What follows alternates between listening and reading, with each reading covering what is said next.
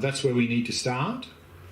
And so that's what I'd like to do now, is to do a meditation where we first cultivate that loving kindness toward ourselves and then move out through these stages. So we'll do that practice, and then after the meditation, I want to look at attachment, what it is, and dispel some misconceptions about attachment, and then also how we can deal with attachment. In particular, what's the difference between love, loving kindness, and attachment, to try and clarify that. But first, let's do the practice, let's do the meditation. So if you'd like to find a nice comfortable posture, we'll begin, and again we'll do a 20-minute practice.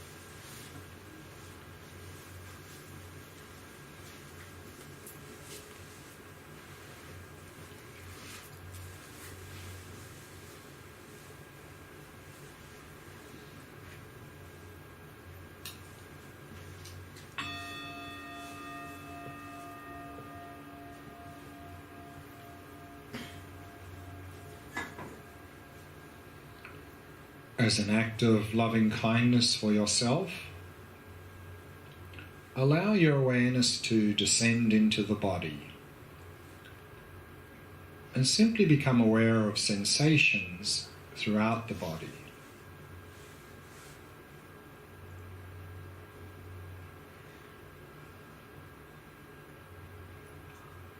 And using the out-breath to relax and release any tightness or tension in any part of the body.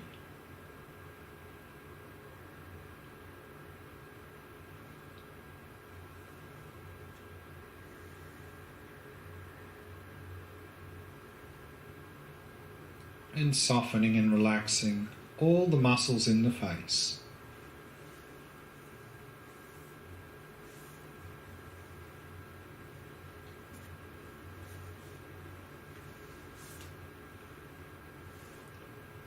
In this way, allowing the entire body to become completely relaxed, completely at ease.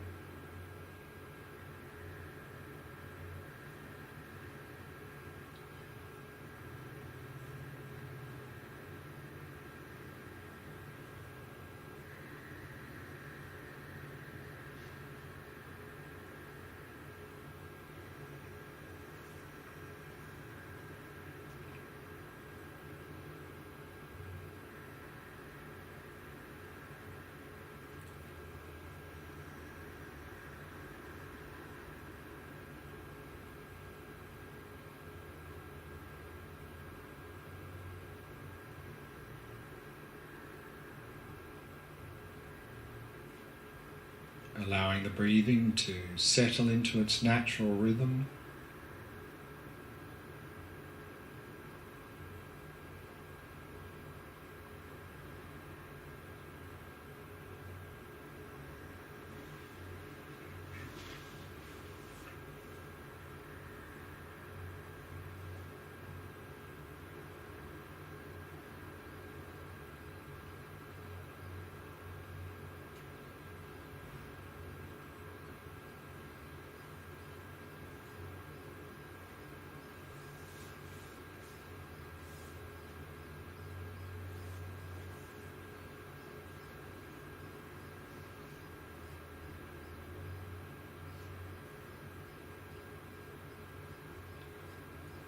And allowing the mind to come to rest in the present moment. And simply becoming aware of the rhythm of your breath.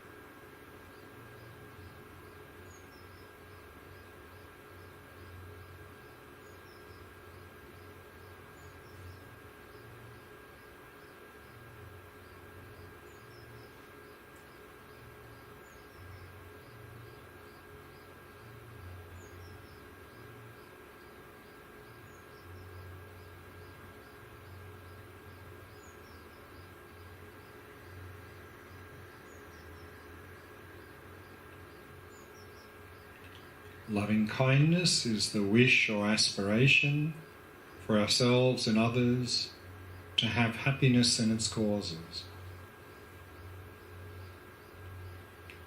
And we can begin by cultivating loving kindness for ourselves and then expanding out to others.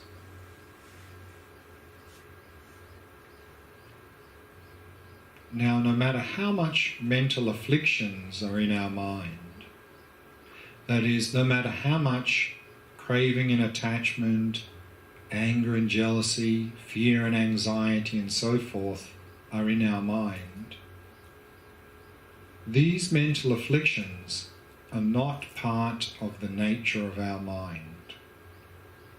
They're merely like dirt covering the surface of our mind. And beneath these mental afflictions is the natural purity of our mind. So imagine this inner purity of your mind in the form of a small, white, radiant sphere of light in the center of your chest at the level of your heart.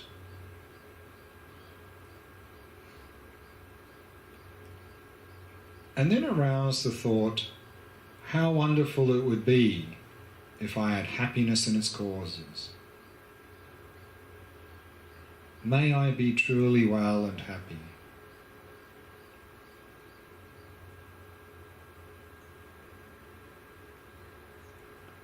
And then with each out-breath, imagine rays of light radiating out from the sphere of light at your heart and filling your entire body and mind. Imagining the light transforms into everything you need to be happy.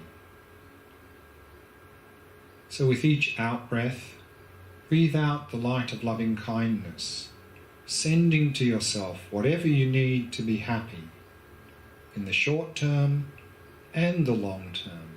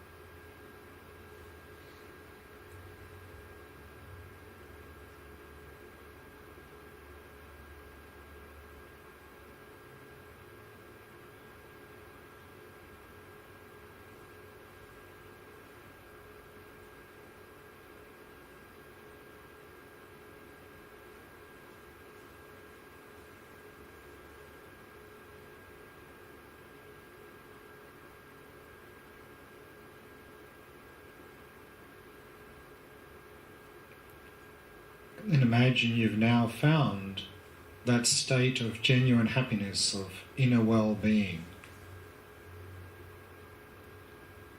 And simply rest in that state of inner well-being. Rest in that inner purity of mind.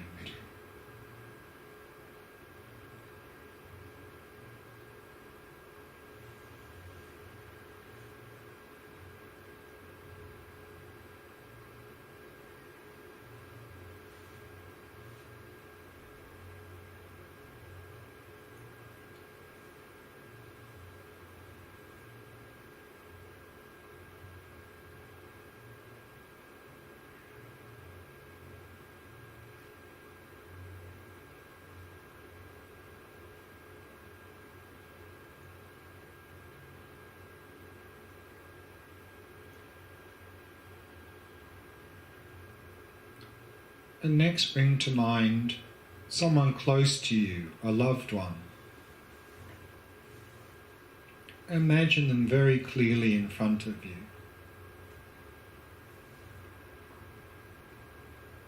And arouse the thought, how wonderful it would be if they had happiness and its causes. May you be truly well and happy.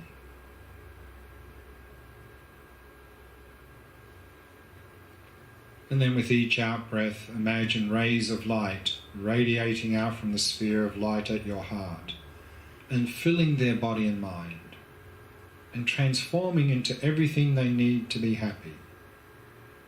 So with each out-breath, breathe out the light of loving kindness, sending to them whatever they need to be happy in the short term and the long term.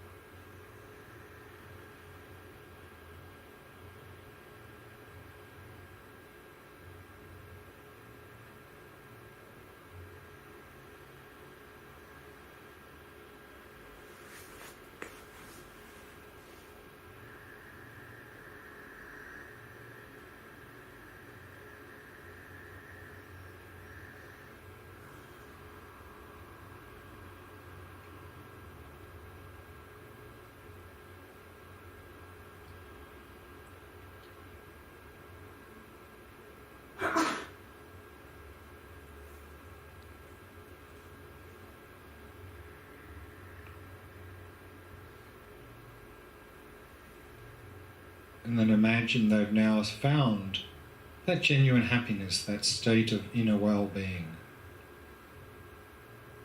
And take delight in this.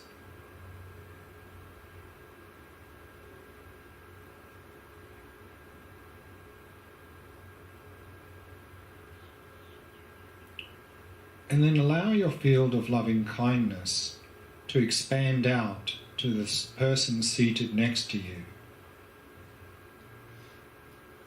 They are just like yourself in wanting to be happy. So arouse the thought, how wonderful it would be if they had happiness and its causes. May you be truly well and happy.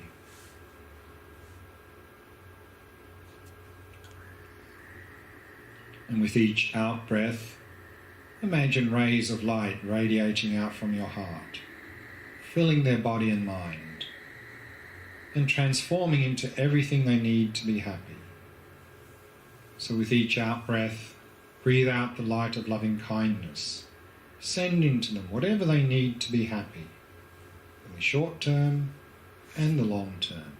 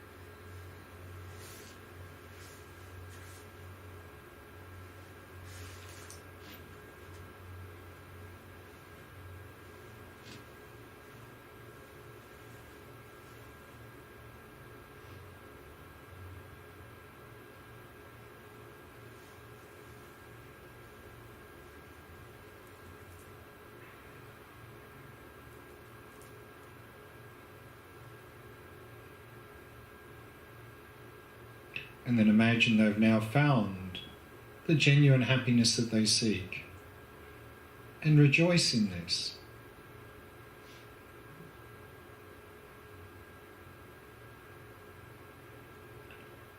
Now allow your field of loving kindness to expand out further, and allow your mind to move around.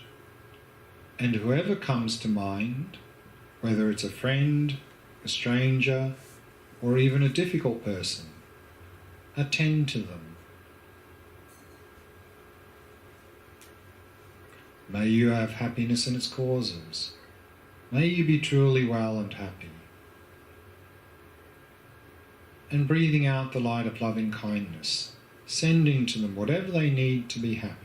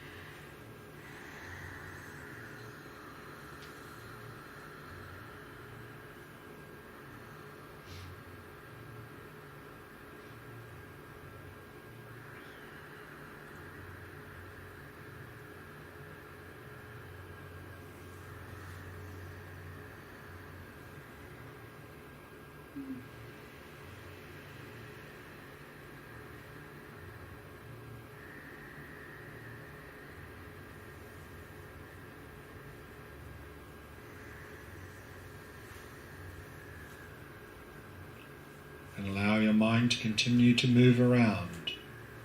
Whoever comes to mind, whether it's an individual or even a group of people, attend to them. May you be truly well and happy, and breathing out the light of loving kindness, sending to them whatever they need to be happy.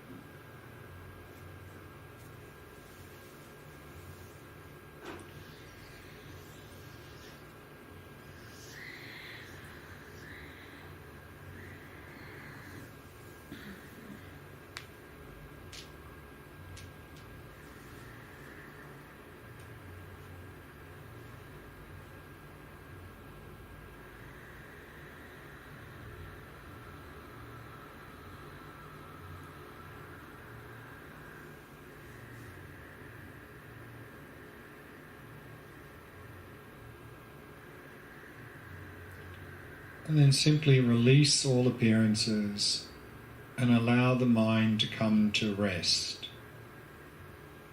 And simply rest in that inner purity of mind, that state of inner well-being.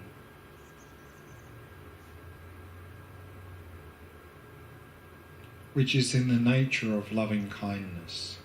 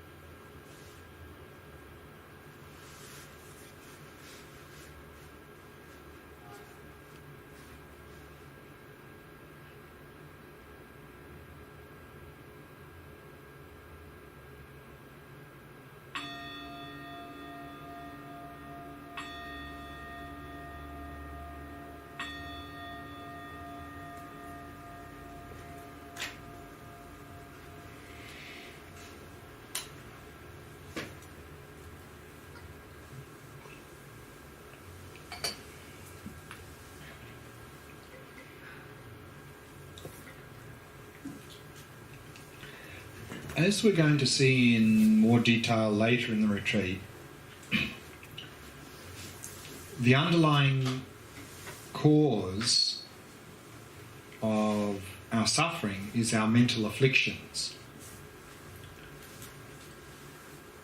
And when we condense those down to the main mental afflictions, we often have this presentation of what's called the 3 poisons.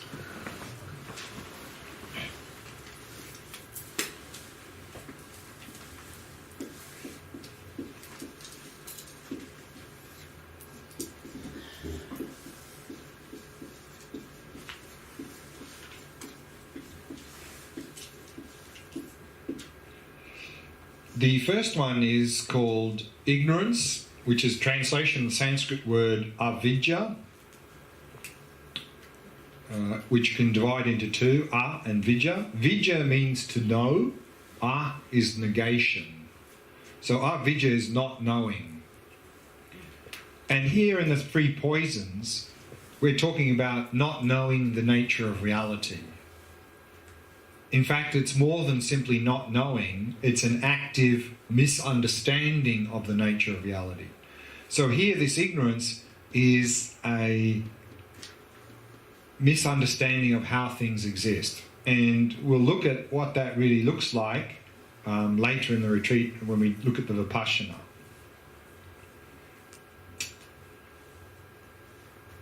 The other 2 poisons are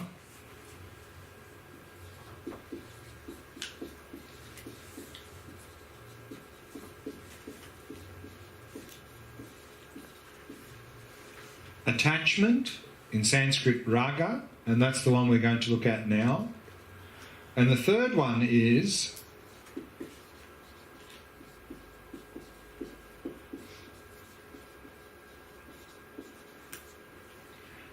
aversion, translation of Sanskrit word dvesha. Sometimes here in the third one, instead of aversion, you'll see sometimes listed there is anger. Because anger is a very strong type of aversion, it's very destructive. So what we're going to look at today is what is attachment and how does it operate and how can we deal with it. Tomorrow afternoon when we look at the compassion practice, we'll also look at what is anger and basically how to deal with it. And then the underlying root cause is this fundamental ignorance, this distorted view of reality. And we'll look at that in a little bit more detail on day 9 when we look at the Vipassana practice. But very simply here, this ignorance is simply, at the deepest level, is a grasping to an independent me and an independent objective world out there. And that leads us to have attachment for those pleasurable things out there because they seem to be the source of our happiness. And it also leads to aversion to the unpleasant things out there because they seem to be the source of our suffering. And then all other mental afflictions such as craving, jealousy, fear, anxiety and so forth come out of one of these or a combination of them. So these are the 3 core mental afflictions. And again, we'll look at attachment now.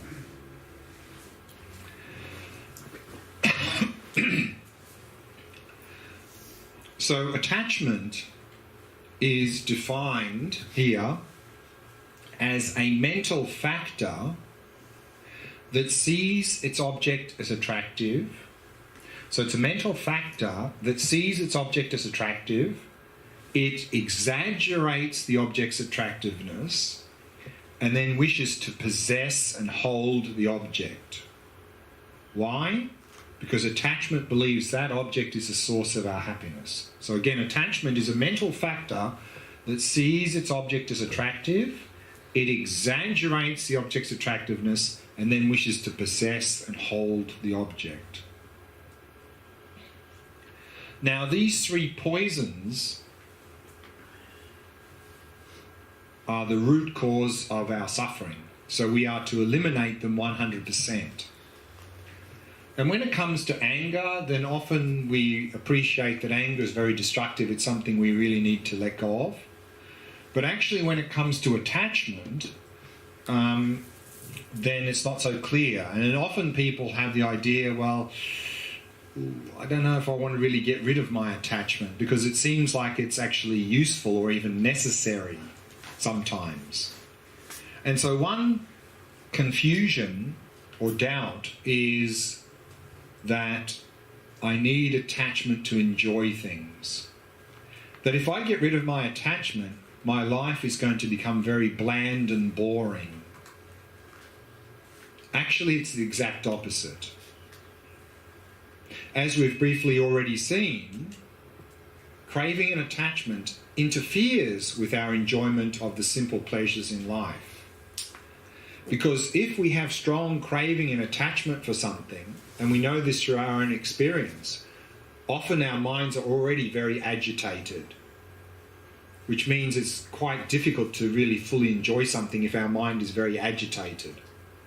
And again, with that craving and attachment often comes fear and anxiety about not getting it, not getting enough of it, losing it, frustration when we don't get it, overindulging when we do get it, dissatisfaction and disappointment when it doesn't live up to our expectations. And then, as I mentioned before, craving and attachment is never satisfied.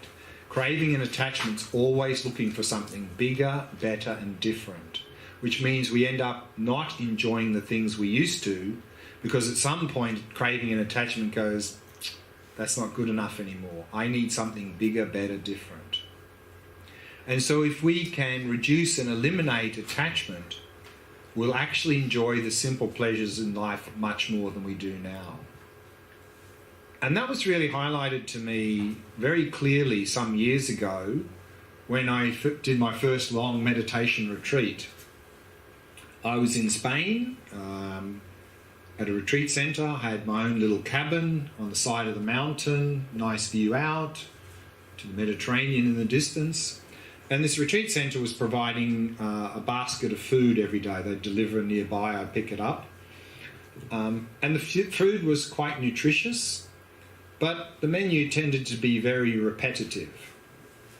And we know from our own experience, even if it's some food we like, it doesn't take too many days in a row of eating that same food when our mind goes, oh, not that again. Whereas actually my experience was the exact opposite. That actually after about a month of eating the same food, it started tasting better. And initially I was convinced the cook was putting more effort